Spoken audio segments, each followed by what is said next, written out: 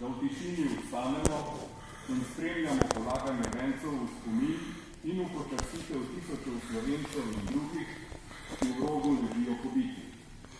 Na tem kraju ob kapelici učencev, ki simbolno predstavlja vsa brezna, morišča in grobišča v roških gozdovih, bo najprej časna straža garde Slovenske vojske poljubila venec v imenu Republike Slovenije, nato bodo sledili bivši predsednik Republike Slovenije, gospod Borut Pahor, v imenu Nove Slovenske zaveze, predsednik dr. Matija Ogrin in podpredsednica dr. Slovenija Jaklič, v imenu Slovenske demokratske stranke, predsednik in nekdanji predsednik vlade, gospod Janez Janša.